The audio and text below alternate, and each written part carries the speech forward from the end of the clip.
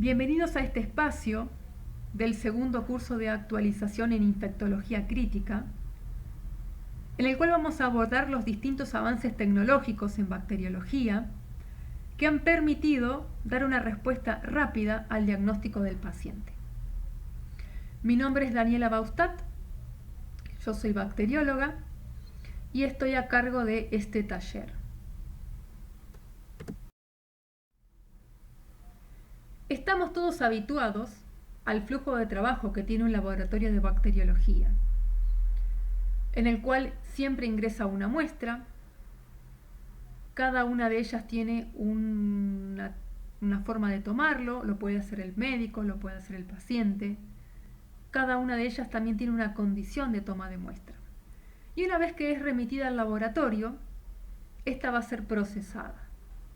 El procesamiento de cada una de las muestras también está establecido, los métodos de cultivo que se utilizan, la forma de cultivarlo, el tiempo de crecimiento de cada una de las muestras y por supuesto la obtención de una bacteria, porque ese es el objetivo de un cultivo. Una vez que se tiene la bacteria, tenemos que realizar pruebas de identificación y sensibilidad y poder llegar a nuestro trabajo final, que es la interpretación de los resultados, teniendo en cuenta jerarquizar la bacteria que se obtuvo y por supuesto emitir un informe en el cual también se exprese la sensibilidad de la bacteria si es que la tiene.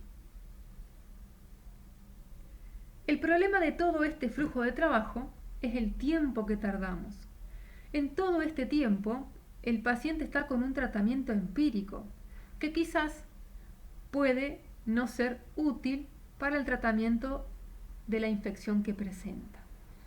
Y es por eso que aquí vino la tecnología a acortar estos tiempos de respuesta, que no solamente fueron útiles para un paciente ambulatorio, que en realidad están más dirigidos para los pacientes que están internados, que son los que tienen patologías más graves y necesitan que ese tiempo sea mucho más corto que unas 72 horas.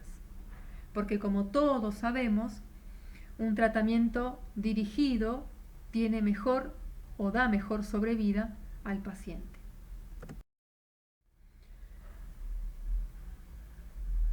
Permite también una disminución de días de internación que no solamente impactan el costo de la internación, sino que también impacta en la aparición de infecciones intrahospitalarias que puede llegar a tener un paciente que vino por una infección y terminó teniendo 5.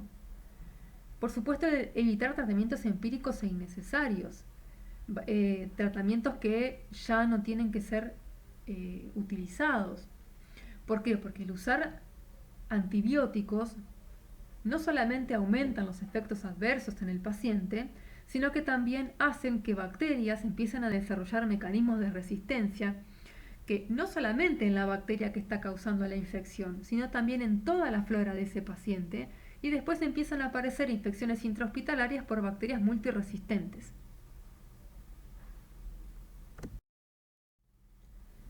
Entonces, nuestro objetivo es optimizar el tratamiento antibiótico, que la terapia sea óptima. Podemos escalar o desescalar cuando tenemos el resultado de sensibilidad. Hacemos una reducción de la presión de selección de cepas resistentes. Disminuir el uso innecesario de antibióticos, de tratamientos a contaminantes. Y por supuesto, todo esto termina siendo un reflejo del costo, teniendo en cuenta los días de internación del paciente, estudios que se hicieron y no fueron necesarios, y también, por supuesto, mejorar medidas de aislamiento. La pregunta sería, ¿existen herramientas para mejorar el tiempo de respuesta? O sea, ¿podemos decirle al médico una sensibilidad de un antibiótico que antes tardábamos 3 días? ¿Podemos pasar a menos de 24 horas? Y la respuesta es sí, utilizando métodos rápidos de diagnóstico. Y vamos a ver cuáles son estos métodos rápidos de diagnóstico. Primero los vamos a nombrar uno por uno y después los vamos a relacionar entre todos ellos para que vean de qué manera llegamos hoy rápidamente a un diagnóstico.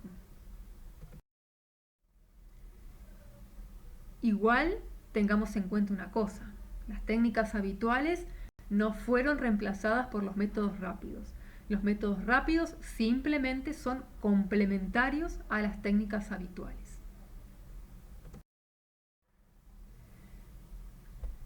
Comencemos con un equipo que está muy distribuido en todo nuestro país, que lo tienen principalmente centros grandes, que manejan gran cantidad de aislamientos bacterianos, porque este es el principal objetivo, y que por supuesto ya tiene que ser una metodología en cualquier hospital o clínica que tenga internación, porque ahí es donde está la mayor ventaja de la utilización de este método, que son los métodos automatizados de identificación y de sensibilidad bacteriana.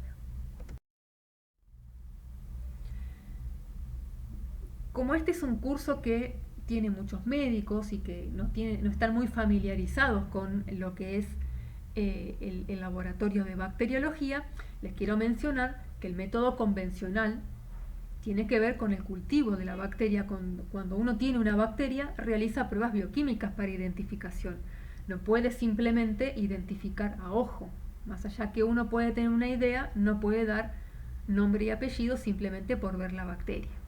Necesitamos pruebas de identificación en las cuales evaluamos el metabolismo de la bacteria, así como también directamente sabiendo si se trata de un Bacillus gram negativo, de un Coco gram positivo, y cuál es la disposición o en qué familia bacteriana estoy ubicada, es la prueba de sensibilidad que se va a realizar. En este caso, por ejemplo, que tenemos un Bacillus gram negativo, se hacen las pruebas bioquímicas y después se prueban los antibióticos para un Bacillus gram negativo, sospechando que sea, por ejemplo, una enterobacteria.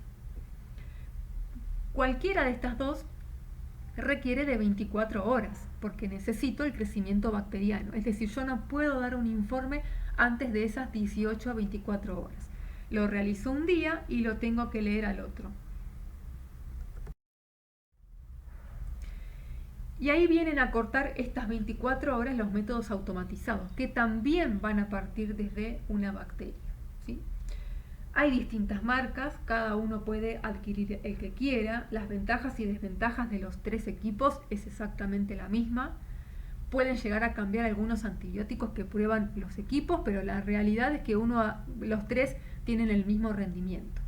En este caso tenemos el Phoenix, tenemos el Vitek y tenemos el Microscan. Son de distintas marcas, nada más. Ahora, las tres metodologías tienen una forma de identificar la bacteria y las tres metodologías también de determinar la sensibilidad.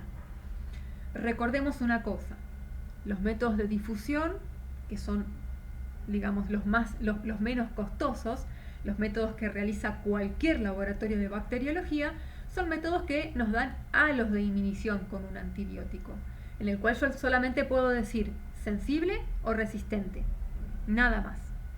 Si necesito la concentración inhibitoria mínima y no dispongo de una técnica automatizada, tengo que utilizar el método epsilométrico, que es el de la tira de concentración.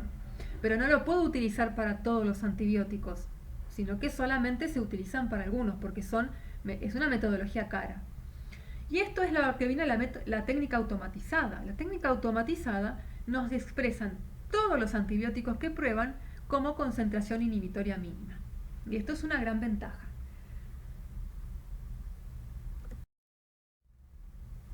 ¿Qué otras ventajas tienen estos métodos? El automatizado, por supuesto, la rapidez, la estandarización, que tienen sistemas de expertos, es de muy fácil lectura y de manejo epidemiológico. Mientras que el de difusión no fue reemplazado 100% por el automatizado, porque el de difusión me permite, primero, que no dependo de un software, puedo hacer sinergias.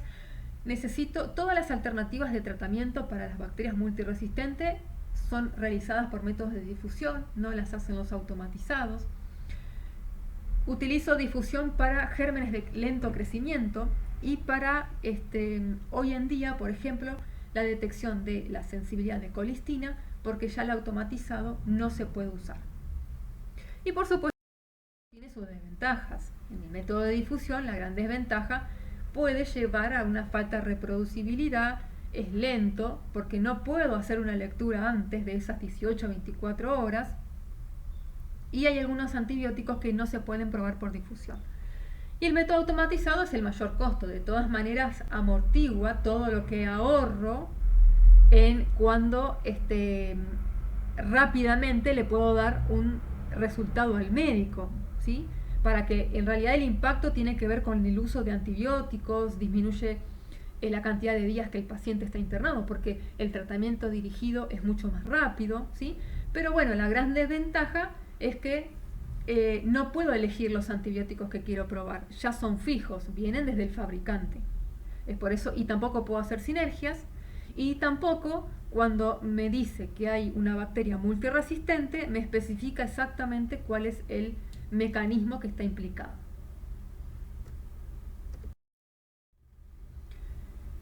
En cuanto a su rendimiento, hace una detección de la resistencia que se basa en la detección cinética de la concentración inhibitoria mínima, hace un análisis poblacional también de esa distribución, y los equipos tienen también un experto. Además del experto microbiólogo, también el equipo tiene un experto, en la cual el experto sugiere el mejor fenotipo detectado y también puede llegar a evaluar cambios de la categoría de sensible o resistente de una droga por detectar algunos genes o cosas que el método de difusión no puede hacer.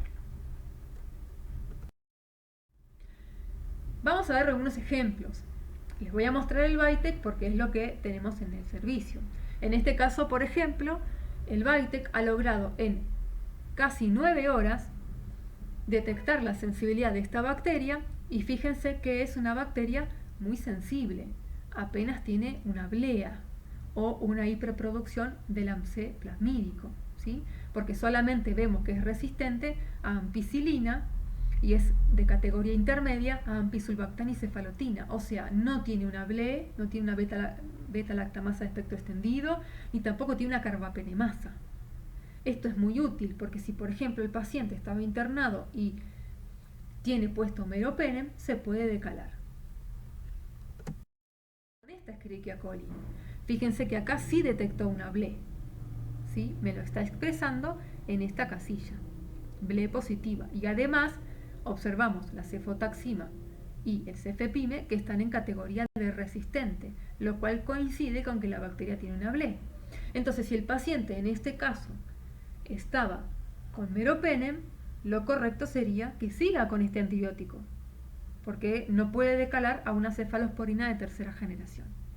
Pero lo bueno es que no le tiene que poner colistin.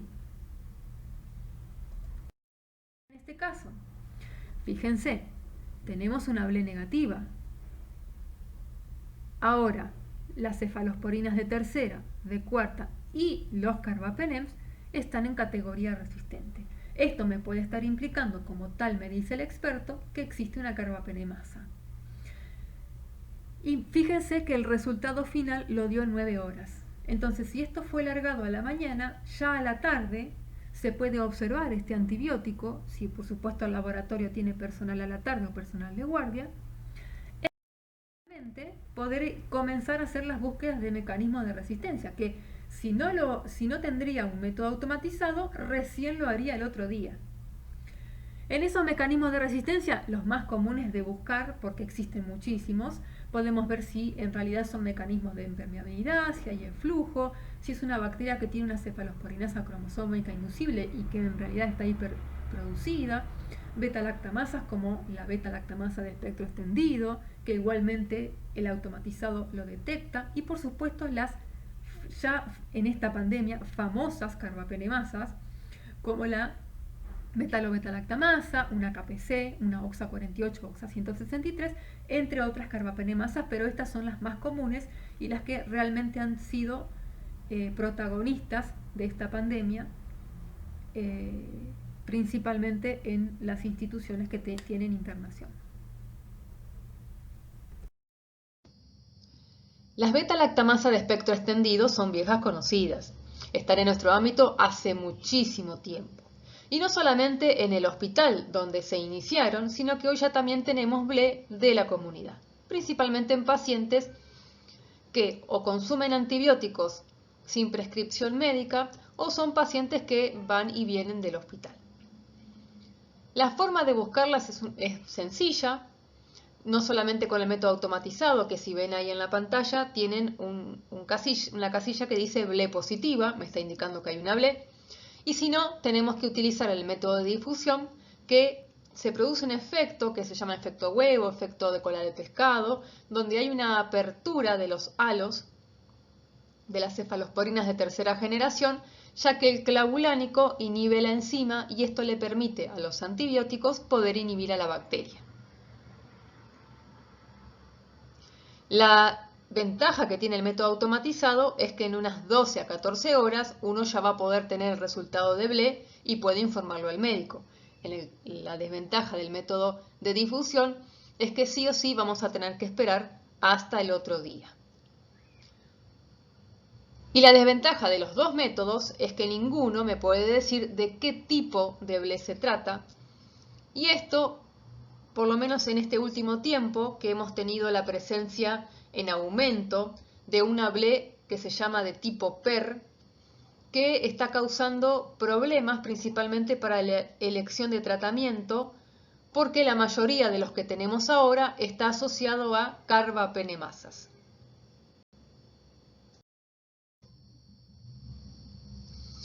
Como vemos en este cuadro de la actividad de algunos antibióticos, algunos de ellos no están en la Argentina, fíjense que cuando tenemos una ble tipo CTXM, prácticamente todas las drogas son activas sobre esta ble, pero cuando aparece en una enterobacteria o en una pseudomona una ble de tipo PER, lamentablemente no tenemos opción de tratamiento, porque si ven allí, las opciones serían drogas que no están en la Argentina o recién están en proceso de fabricación. Esto nos lleva a utilizar una combinación de drogas que tiene que ver con el amoxiclavulánico más el Aztreonam. ¿Por qué? Porque la PER no es inhibida por avibactam, por lo tanto, la combinación de ceftazimab-avibactam con Aztreonam no va a ser efectiva, pero sí es inhibida por clavulánico. Esto me lleva a poder tratar al paciente con amoxiclavulánico más Aztreonam.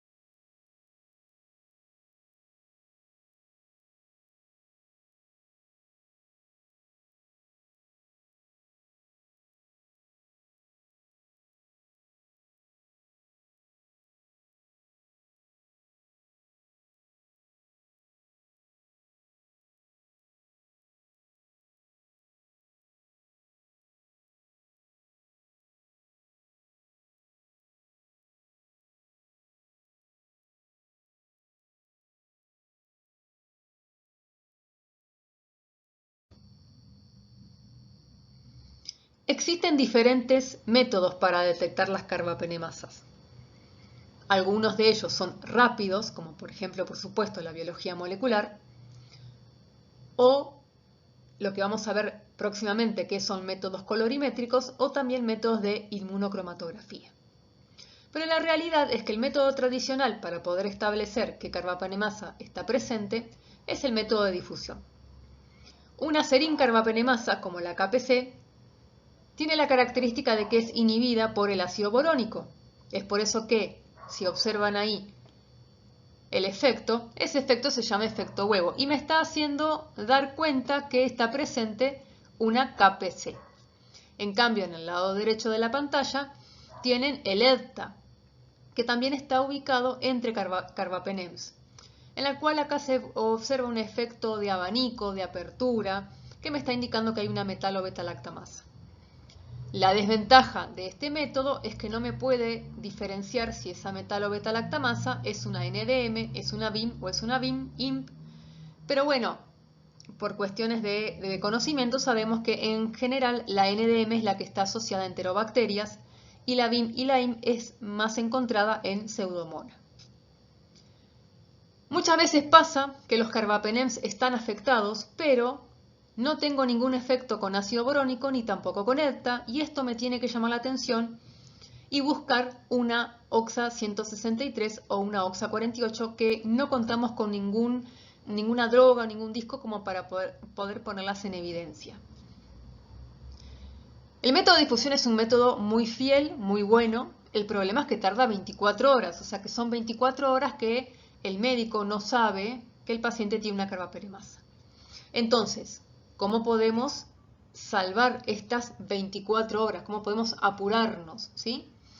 ¿Y cuándo lo hacemos? Bueno, hay diferentes maneras, que eso va a depender mucho de la institución, pero en general se realizan, por ejemplo, cuando tenemos una enterobacteria, principalmente Klebsiella pneumoniae, que es de terapia, se realizan métodos rápidos, o cuando el médico lo pide por algún problema del paciente, una insuficiencia renal o algo de eso, donde no le es propicio utilizar drogas nefrotóxicas y necesita establecer si el paciente tiene o no una carbapenemasa.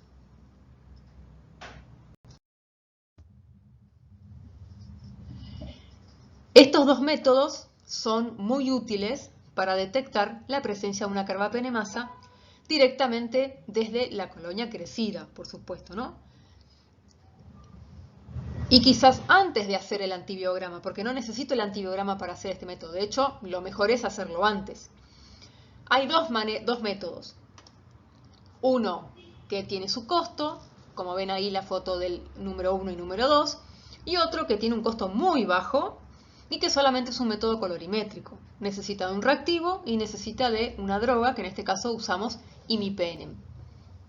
El método colorimétrico, lo que uno hace simplemente es mezclar el reactivo, la droga y la bacteria que quiere probar. Lo deja hasta 2 horas, pero la realidad que se observa que entre 15 y 20 minutos una carbapenemasa de una enterobacteria ya da la prueba positiva, y va a ser positiva cuando la vemos de color amarillo. Esto me está indicando que hay una carbapenemasa. No me indica cuál, pero ya es un dato no menor. Ahora, si yo necesito saber qué carbapenemasa está presente, que esto releva importancia cuando en la institución se utiliza ceftazidima bivactam como tratamiento, por ejemplo, debido a que si la carbapenemasa presente es una KPC, lo puedo usar, y si la carbapenemasa presente es una NDM, no lo voy a poder usar, tengo que utilizar los métodos de inmunocromatografía. En el mercado existen dos marcas, uno que detecta las 5 carbapenemasas y las diferencia, y otro que detecta solamente OXA y KPC. Cada uno puede adquirir el que más le resulte, pero es una prueba rápida.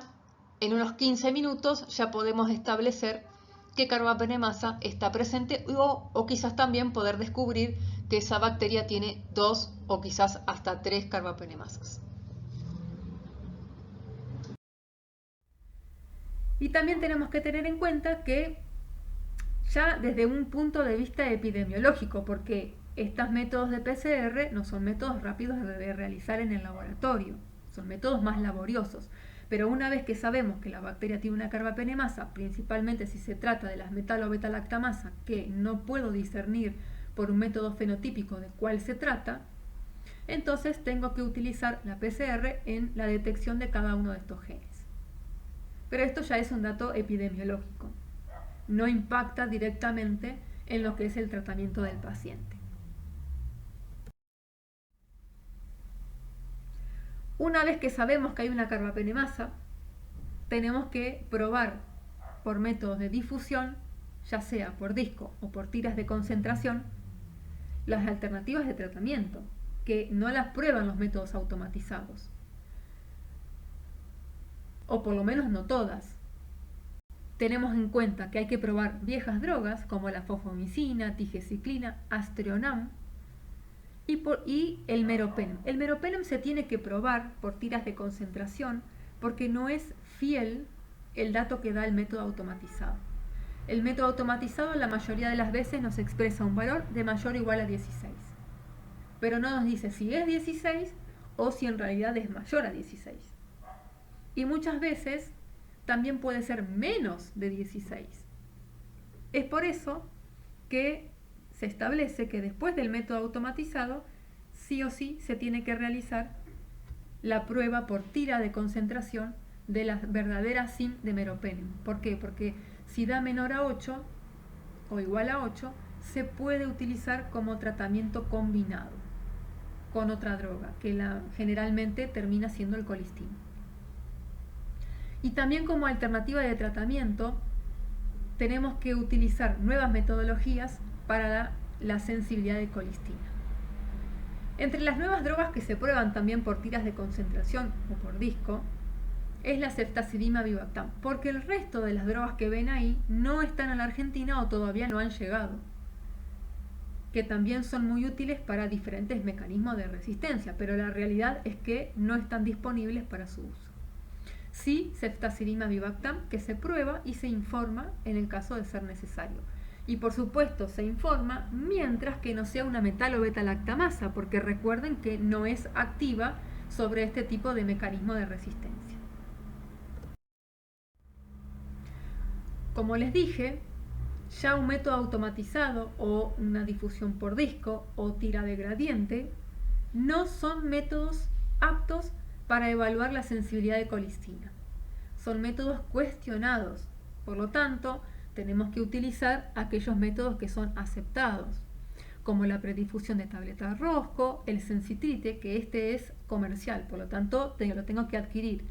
Elusión por disco, que es un método muy fácil de realizar, el Colagar Spot y el Cold Drop, que también son fáciles de realizar. Puedo utilizar cualquiera, pero tengo que utilizar uno. No les digo estos métodos que son métodos de referencia porque en realidad son métodos ya utilizados para investigación y no son útiles en el laboratorio clínico. Los más comunes que se utilizan son el de la predifusión de colistina. El problema que tiene es que solamente me va a decir si es sensible o resistente. No tengo un valor de SIM. El valor de SIM me lo va a dar, por ejemplo, el de elusión de colistina, que es este, ¿sí? Que se prueba, son medios líquidos, en donde tenemos distintas concentraciones del colistin, y se interpreta según sea menor o igual a 1 o 2 como sensible, y si es 4 o mayor a 4 como resistente. También el método de difusión me permite hacer las sinergias. La sinergia es tener en cuenta que el médico le quiere dar 2 drogas al paciente y si son, digamos, aptas entre ellas, si son sinérgicas, porque si no lo son o todo lo contrario, no pueden ser utilizadas. Lo primero que tengo que tener en cuenta es que el médico es el que me tiene que decir qué sinergias quiere realizar, porque no puedo hacer sinergias a todos los antibióticos, también va a depender de las drogas que tengan en la institución, ¿sí? Entonces, podemos utilizar esta metodología, que es metodología de disco, que tiene, digamos, tardamos 24 horas para poder saber si hay sinergia o no. Esta sinergia se ve en la intersección de las 2 drogas, donde aquí no hay crecimiento bacteriano entre imipenem y genta, o entre genta y colistin, y por lo tanto no es sinérgico, mientras que acá hubo una inhibición de la bacteria, y esto hace que entre IMI y rifa o rifa y colistin exista sinergia.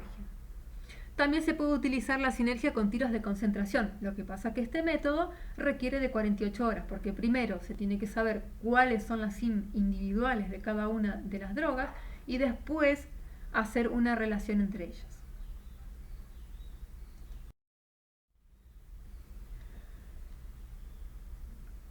Los métodos automatizados pueden tardar entre 6 a 8 horas en dar una identificación bacteriana. De por sí ya es menos tiempo, porque partimos de una identificación manual que tarda 24 horas, 6 a 8 horas sería un tiempo fantástico. ¿Pero podemos bajar aún más el tiempo de identificación bacteriana? La respuesta es sí. Desde que vino, y existen muchos equipos, porque este es un equipo excesivamente caro, y es la tecnología de espectrometría de masas. Es el famoso MALDI-TOF. Hace una desorción láser asistida por una matriz que se le pone a la bacteria cuando se prepara la muestra. Permite detectar microorganismos mediante el análisis de proteínas, principalmente ribosomales, es decir, necesito partir de colonia. Aún así, no es desde la muestra, sino desde habiendo realizado el cultivo, teniendo una bacteria, y desde esa bacteria puedo hacer la identificación. Se genera un espectro de masas que el mismo equipo lo compara con una base de datos y te da el resultado de cuál es la bacteria que tenemos presente.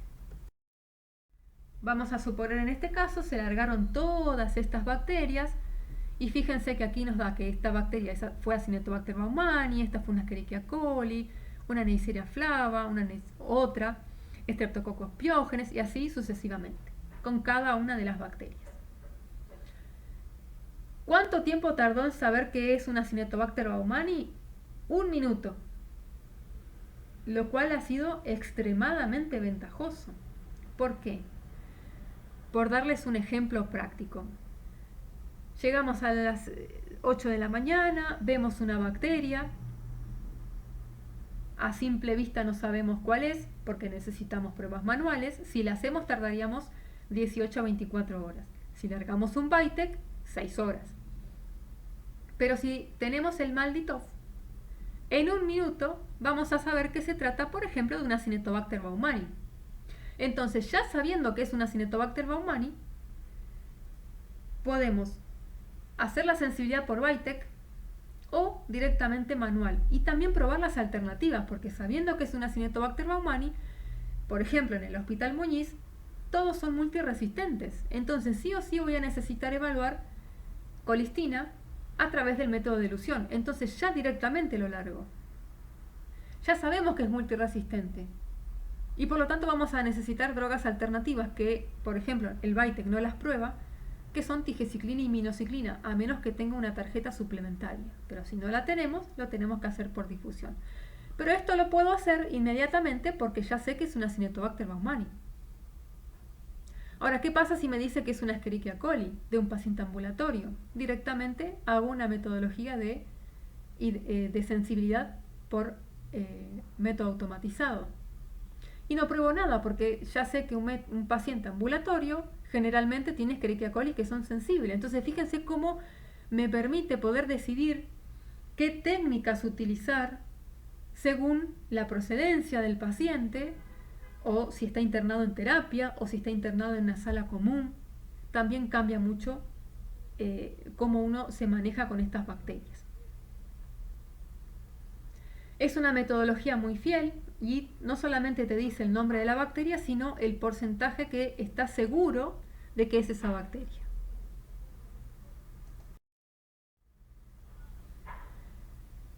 MALDI-TOF parte desde la colonia. Solamente se puede partir desde un hemocultivo positivo. Son técnicas más engorrosas de hacer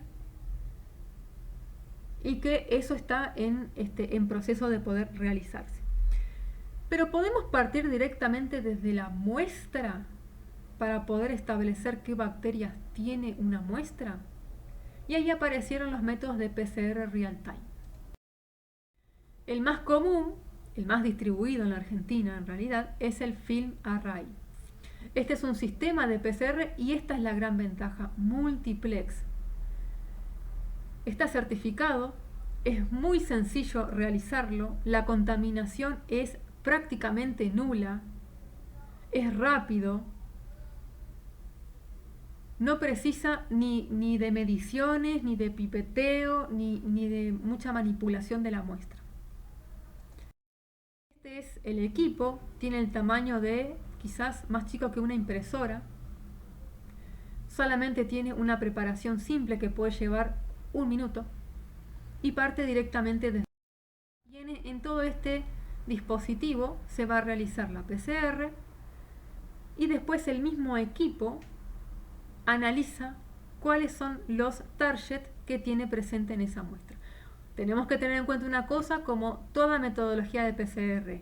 Acá se detectan genes. Entonces, si la bacteria está muerta, pero los genes están dando vuelta, el equipo lo va a detectar igual. ¿Esto por qué lo digo? Porque muchas veces el FilmArray arroja resultados que después no son vistos en el cultivo, entonces el médico empieza a dudar. Por eso es que hay que tener una muy buena comunicación entre el microbiólogo y el médico para poder hacer las muestras. Este equipo se maneja por paneles. Hay distintos paneles, entonces no puedo largar cualquier panel a cualquier muestra. Si tenemos un aspirado nasofaringeo, que es muy útil en pediatría principalmente, vamos a utilizar un panel respiratorio de vías aéreas superiores, que principalmente detecta virus y solamente 3 bacterias.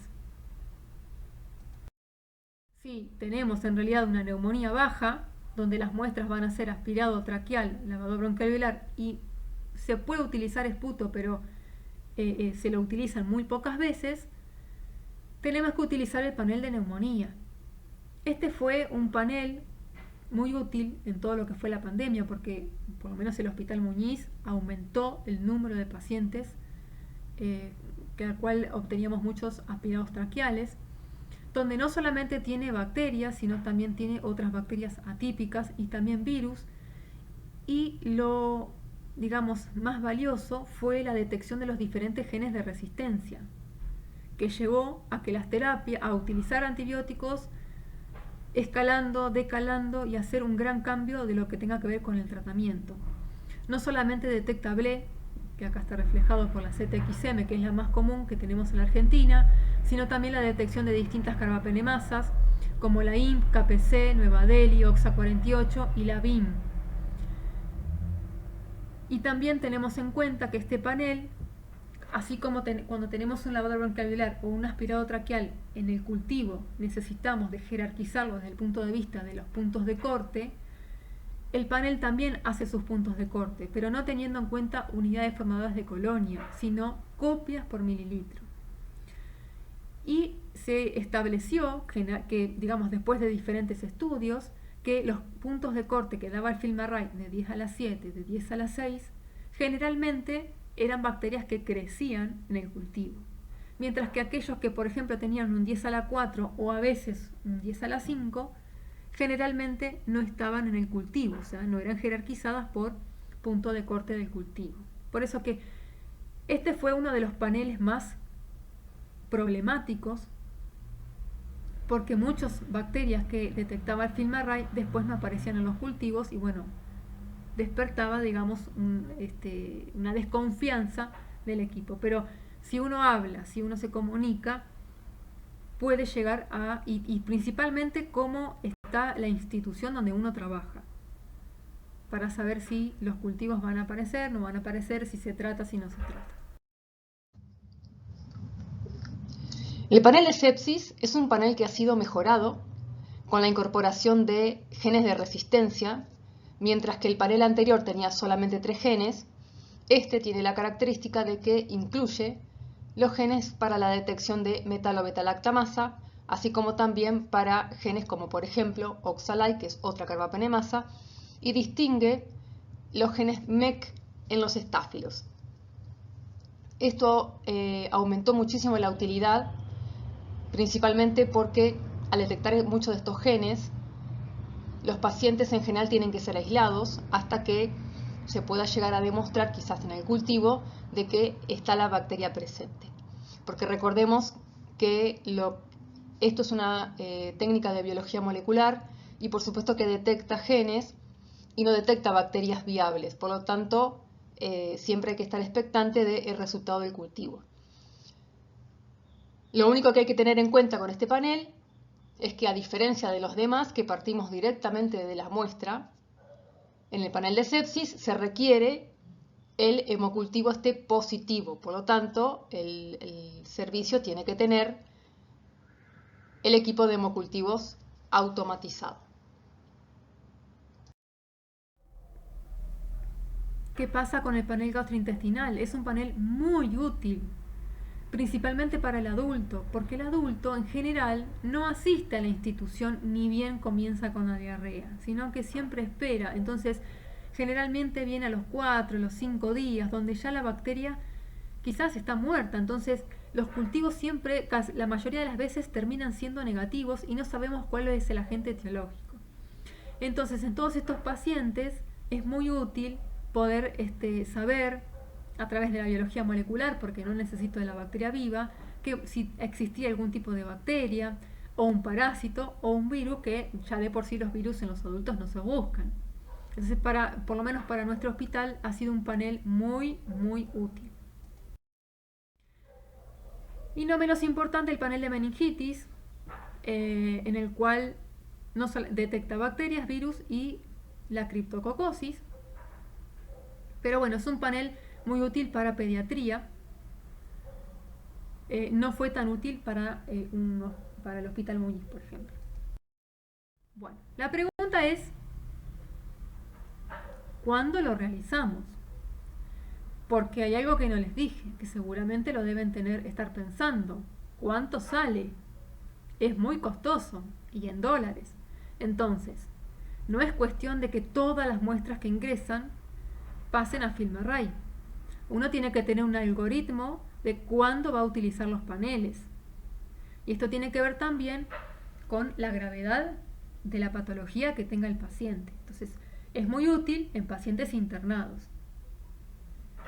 Bien, vamos a suponer que tenemos un panorama en el cual somos muy ricos y tenemos gran cantidad de paneles. Y después le voy a mencionar cómo ese algoritmo se ha ajustado a un hospital de infecciosas como el Hospital Muñiz en plena pandemia. El panel de sepsis siempre se tiene que utilizar cuando se observan el gram, bacilos gram negativos. Y se tiene que utilizar cuando se observan cocos positivos en racimos o en cadena, pero que las dos botellas sean positivas. Y en general que tengan menos de 24 horas de positivización. ¿Por qué? Porque generalmente cuando pasan las 24 horas, lo más probable es que sean contaminantes. ¿Cuándo usamos un gastrointestinal? En pacientes ambulatorios con reacción inflamatoria. Pero que la detección de toxinas para Clostridium difficile sea negativa, porque si es positiva ya sabemos que la reacción inflamatoria es culpa de ese patógeno. Más allá de que pueda haber una combinación de patógenos, pero de todas maneras sería un gasto innecesario. ¿Cuándo vamos a utilizar un panel de neumonía? En toda muestra representativa de lavado bronquialveolar o aspirado traqueal. Meningitis, citoquímico alterado y tintachina negativa, porque si la tintachina es positiva ya sabemos que es una criptococosis. Y este panel es muy útil para pediatría, esa es la realidad, o para instituciones que no tengan un buen servicio de virología, o que, digamos, no tengan tantas diagnósticos por biología molecular o diagnósticos rápidos de una neumonía viral o una neumonía típica. Bien, ¿cómo lo ajustamos en el hospital? Teniendo en cuenta el número de determinaciones que teníamos. En el panel de sepsis siempre usamos con bacilos gram negativos y precisamente cuando teníamos 2 de 2 de cocos positivos en racimo o en cadena en menos de 24 horas. O sea, este panel siguió respondiendo, digamos, a lo que es el uso habitual. Cuando teníamos reacción inflamatoria en un paciente ambulatorio, pero que iba a internarse, o sea, que tenía una diarrea grave, no en cualquier paciente ambulatorio, porque no teníamos tantas determinaciones. Y por supuesto, siempre detectando toxinas antes. En los pacientes con neumonía se hizo a todos. Muestra representativa, lavado bronquialveolar o aspirado traqueal. Ahora, no se vio, digamos, una utilidad al panel de meningitis, porque nosotros tenemos principalmente pacientes adultos. Y la mayoría de ellos, en general, podemos utilizar la tintachina, que si ya es positiva, sabemos que existe el diagnóstico de la criptococosis. También no se utilizó, no se compró, ya que no somos un hospital que principalmente tiene pediátricos, en lo que es la sospecha de la neumonía viral o atípica.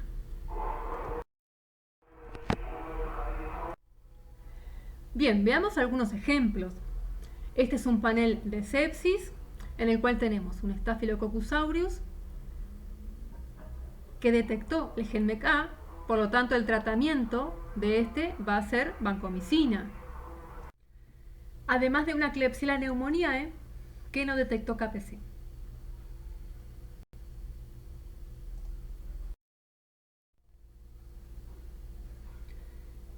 En este hemocultivo detectó una enterobacteria, pero no es ninguna de las enterobacterias que está en el panel, y de hecho resultó ser un Citrobacter freundii. De todas maneras, no detectó una KPC. Entonces, esto ayuda a poder instaurar tratamiento antibiótico dirigido hacia este paciente. Este es otro equipo de PCR real time, cuya desventaja es que tiene un target por cada cartucho. Esto hace que la realidad que la gran ventaja pasó a ser la detección de Mycobacterium tuberculosis y la resistencia a rifampicina. Así como también, no lo tenemos en el servicio, pero puede ser también la detección de Clostridium difficile, porque detecta una cepa hipervirulenta que otros métodos de PCR real time no lo tienen. Entonces, el problema es que acá tengo que saber qué estoy buscando, porque no es una multiplex, o sea, no tengo muchos targets, solamente uno. Es por eso que quizás en lo que es la bacteria de bacteriología, digamos, que no tenga que ver con las micobacterias, no tiene tanto rédito. Es muy fácil de utilizar, también parte de la muestra, no solamente de muestras respiratorias, sino que se pueden utilizar otras muestras. Y principalmente la gran ventaja de este equipo fue la detección de tuberculosis, que el FilmArray no lo tiene. Lo menos importante, y ya este es una metodología que la tienen casi todos los laboratorios de bacteriología, porque tiene muchísimas ventajas, es precisamente los métodos de hemocultivo, porque recuerden que antes usaban tradicional o método bifásico, lisicentrifugación, que se sigue utilizando en micología, pero en bacteriología no sería tan útil ahora, sino que para nosotros la utilidad es el método automatizado. Hay también diferentes marcas, cada uno de ellos tiene una botella diferente, que yo tengo que saber cuál es el método de hemocultivo que utiliza la institución donde estoy, porque no puedo tomar una muestra en una botella de este equipo y pasarla a este.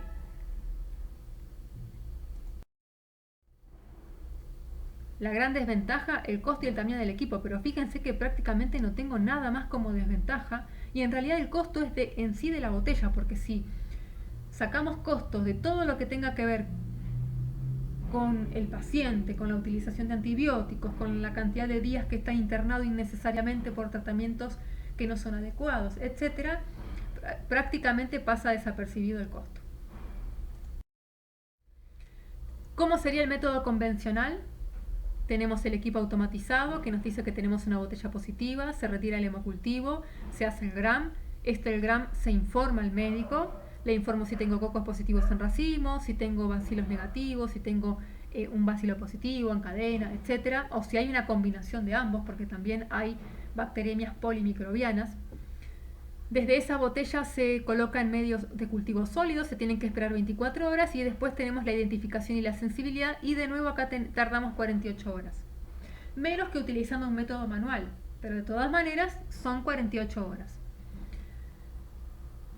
¿Por qué es muy bueno también el método de hemocultivos automatizado? Porque a partir del gram yo puedo trabajar con otras técnicas. Puedo hacer método manual, automatizado, Malditov y FilmArray. Y estas 48 horas se pueden llegar a transformar en un minuto, en 10 a 15 horas, o bueno, en el peor de los casos, pero que todo laboratorio lo puede hacer, o sea que no hay excusas de no hacerlo, en el peor de los casos, unas 24 horas, o sea, salta un día de positivo y al otro día ya puedo establecer qué bacteria es y qué sensibilidad tiene. Bien, antes de comenzar a mostrarles cómo se relacionan todos esos equipamientos, les quiero comentar un poquito de lo que tenga que ver con los avances de diagnóstico de esclerotitis difficile. Sabemos, por supuesto, todos los factores de riesgo que puede llegar a tener un paciente para poder tener esta diarrea asociada a antibiótico-terapia, donde nuestro hospital tiene un número de pacientes muy elevado. El método de referencia es difícil de hacer porque no olvidemos que esta bacteria es anaeróbica y por lo tanto requiere de un procesamiento de cultivo y además de 48 horas para poder lograr la aparición de la colonia y recién ahí realizar toxina de cultivo. Este es el método de referencia, pero no es apto para una bacteria que tiene la particularidad de ser altamente contagiosa. Muchas veces hemos tenido brotes en algunas salas de este patógeno. Sabemos todos que para poder establecer el diagnóstico de diarrea asociada a Clostridium difficile, sí o sí tengo que detectar toxinas en materia fecal. ¿Cómo lo vamos a detectar? Hay muchas metodologías. Las más utilizadas y mejores para utilizar son los enzimas inmunoensayo en placa o automatizado, que es el famoso ELISA. Tiene un tiempo de realización de 2 a 3 horas, depende principalmente el equipo que estoy utilizando. Tiene una sensibilidad del 60 al 90% y el problema es que detecta antígeno y toxina por separado. En cambio, el mejor método es el enzima inmunoensayo de membrana. ¿Por qué? Porque no requiere que yo tenga un equipo que quizás me ocupe lugar, que además tarda 2 horas en realizarse.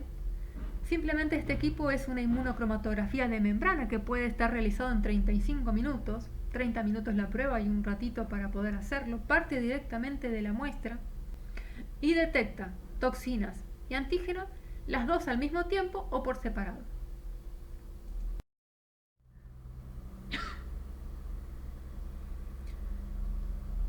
¿Por qué nombro tanto el antígeno?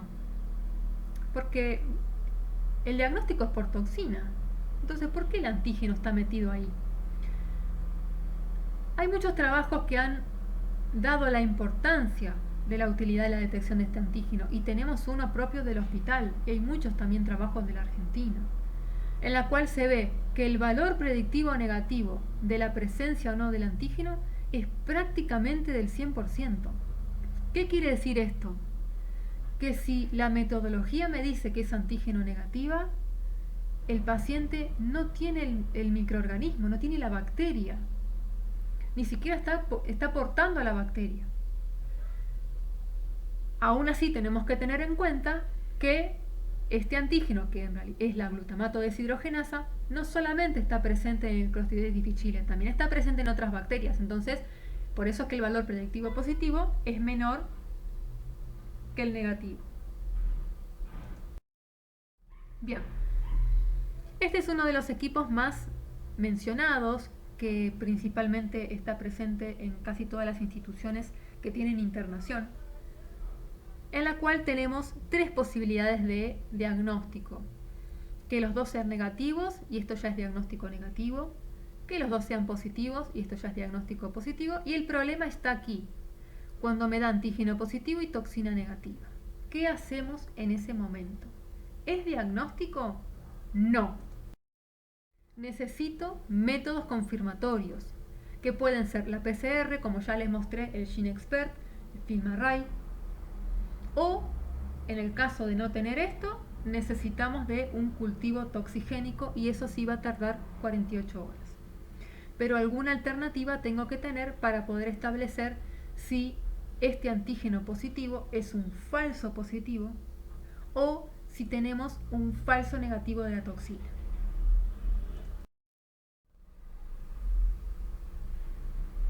Importantísimo. Si el paciente inicia el tratamiento para esta bacteria y corta la diarrea, esto significa que el tratamiento funcionó. No se realiza toxina de control, porque es un gasto absolutamente innecesario y además el paciente puede seguir siendo portador de la bacteria. Y es por eso que puede dar positivo y el paciente sigue con un tratamiento para esta bacteria, innecesaria.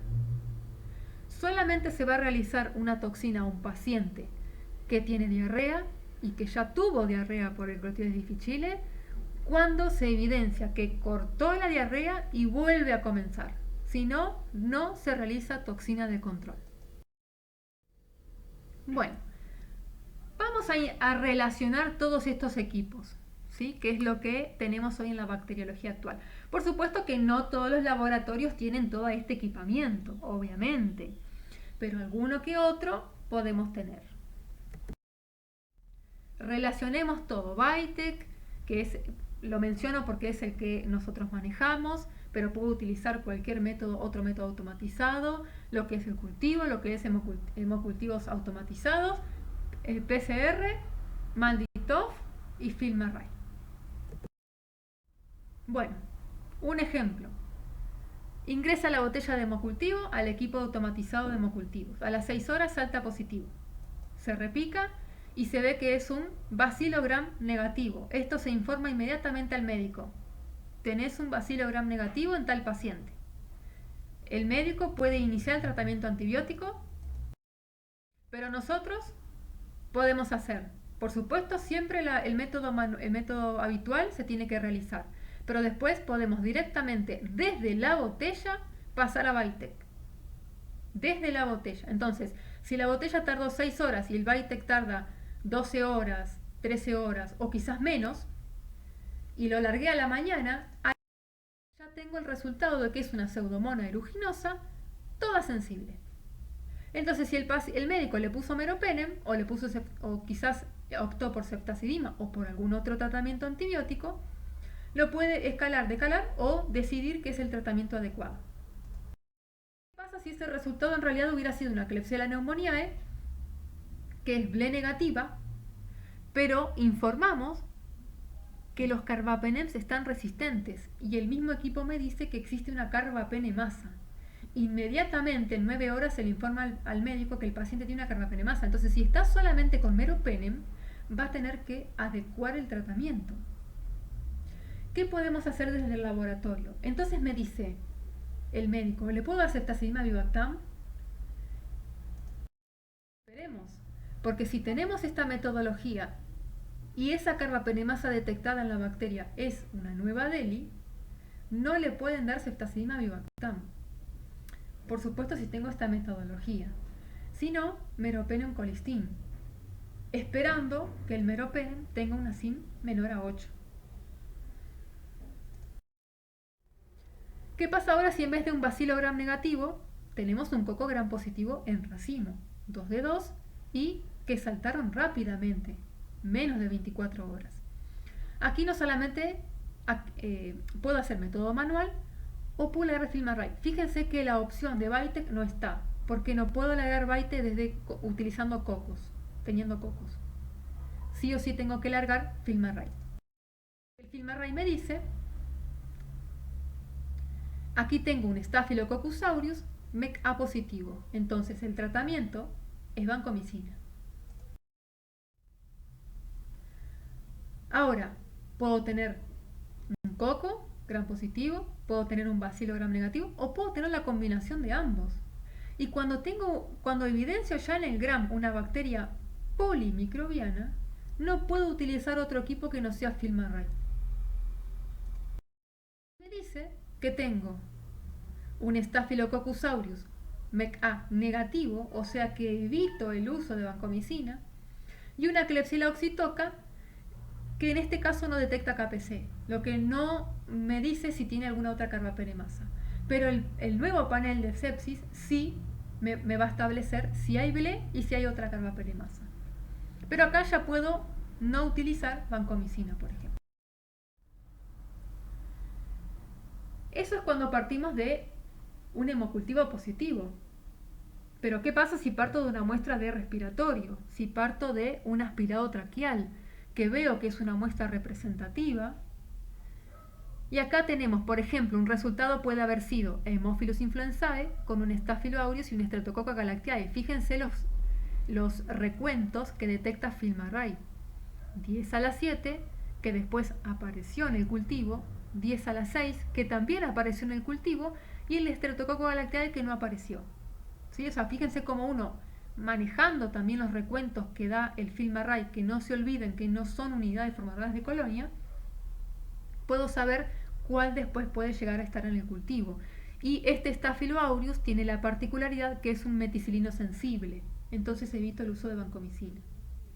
¿Qué pasa en este ejemplo? Tenemos una Klebsiella pneumoniae con un recuento alto y que además detectó que tiene BLE, pero no detectó que tiene carbapenemasa. Entonces puedo adecuar el tratamiento a una bacteria con BLE. ¿Qué pasa si nos llega un paciente con diarrea inflamatoria que tiene criterio de internación? Le piden coprocultivos y toxinas y la toxina me da positiva. En 30 minutos tengo el resultado. Inicia el tratamiento para Clostridium difficile. No hago más nada. Aquí. Pero ¿qué pasa si tengo este resultado? Antígeno positivo, toxina negativa. Lamentablemente aquí voy a tener que utilizar métodos complementarios. Como por ejemplo, el GeneXpert, porque tiene un cartucho para detección de este microorganismo, o directamente el FilmArray gastrointestinal, que en este caso nos dijo que hay una Escherichia coli enteroagregativa, otra que es enteropatogénica, no diferencia entre Shigella y Escherichia coli enteroinvasiva y además el paciente tiene una Giardia amplia. Pero ¿cuál es la ventaja de esto? Que este resultado fue un falso positivo de antígeno, porque no detectó los genes de Clostridium difficile. Es decir, que el paciente inicia tratamiento para esto, pero no para esto. Bueno, todas las técnicas son buenísimas. Uno puede trabajar, puede apurarse, puede dar un resultado, pero si no lo comunico, no sirve de nada. Y si el médico no recibe esta información y hace un cambio, tampoco sirve de nada. Porque toda la tecnología es cara, no solamente en bacteriología, en cualquier lado de lo que es el diagnóstico y también en todo lo que es el médico. Toda la tecnología es cara, entonces tiene que haber una comunicación por parte del laboratorio y una acción médica. Se tiene que trabajar en conjunto. Muchas gracias por su atención. Aquí les dejo el mail por si tienen alguna pregunta. Y por supuesto la bibliografía, por si quieren consultar. Tengan en cuenta que hay muchos otros métodos que no los nombré porque algunos están en estudio, otros no son tan utilizados. Pero esto es lo que principalmente uno puede llegar a tener. Muchas gracias.